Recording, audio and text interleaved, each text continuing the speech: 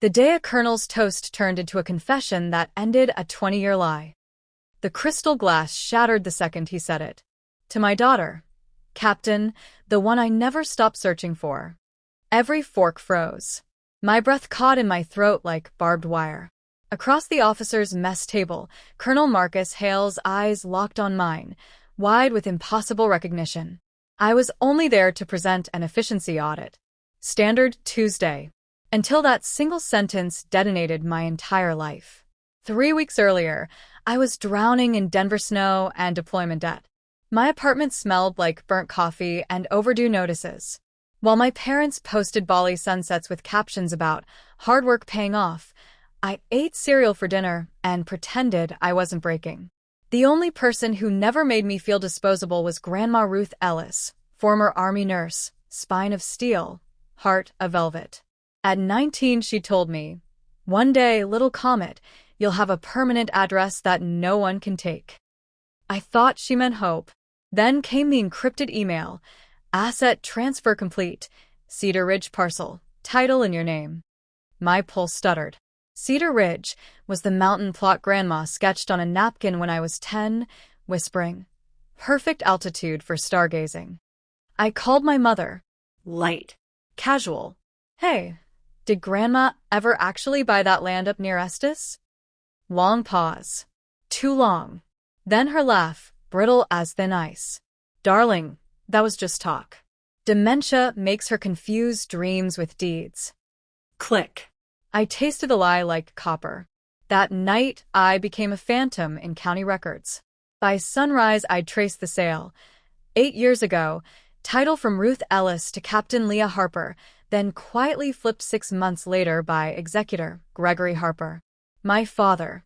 Proceeds funneled into a trust labeled Family Legacy. Translation, their new Tesla and Vineyard membership. I didn't scream. I planned. I phoned Grandma's estate attorney, Paul Whitaker, pretending to update beneficiary contacts.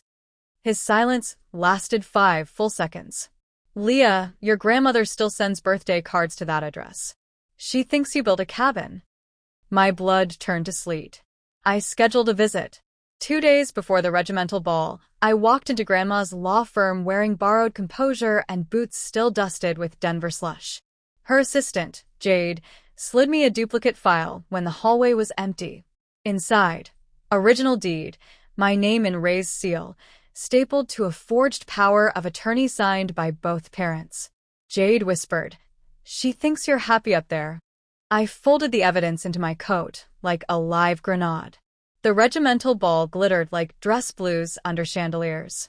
Metals clinked. Laukatarang Hollow. Grandma sat at the head table, 94 and radiant, eyes shining with pride that wasn't hers to give. Dad carved prime rib with theatrical precision. Mom's diamonds flashed every time she lied about belt tightening during the recession. Colonel Hale raised his glass. To my daughter, Captain, the one I never stopped searching for. The room hushed. I set my wine down like a loaded weapon. Which daughter, Colonel? Because according to Larimer County, I've owned 42 Cedar Ridge since 2017. Mom's glass slipped, Cabernet bleeding across white linen like a crime scene. Dad's knife clattered. Grandma's eyes narrowed to flint. Gregory, explain. Now. He tried. Lord, he tried. We were protecting her credit. She was drowning in OCS loans. By stealing her inheritance? My voice sliced clean. Grandma extended one arthritic hand. Paul. The envelope. Paul Whitaker appeared, briefcase swinging like a guillotine. Documents slid across the linen like evidence in court. Date. Forged POA. Wire transfers. Every zero accounted for. Grandma read in silence that roared. When she looked up, tears glittered, but not for them. You sold my gift, she said, soft as snowfall, sharp as shrapnel. You sold her future and smiled while she slept on a cot in Kandahar. Dad surged too. His feet. Mother, we can explain. You can leave. She didn't raise her voice. She didn't need to. Effective immediately, you are removed from every trust, every board, every holiday table. Security will escort you. Mom sobbed, mascara rivers carving expensive cheeks. Leah, baby, you wanted ownership. I finished. You got exposure. Grandma reached into her clutch, produced an antique brass key on a crimson ribbon. She pressed it into my palm. It's been empty 8 years, waiting for its real captain. Her hand trembled, but her gaze held mine steady. I should have mailed it myself. Forgive an old nurse's blind trust. I closed my fingers around the key. It was warm from her skin. Nothing to forgive, ma'am. You just gave me the best promotion ever. Security marched my parents past the portrait of Eisenhower. Their coats were already in the foyer. Someone had planned ahead. The ballroom doors shut with the finality of a court-martial. Later, under a sky spitting snow, Grandma and I stood on the terrace. She wrapped her dress cape around my shoulders. Drive up tomorrow, she said. Heat's on. Pantry's stocked.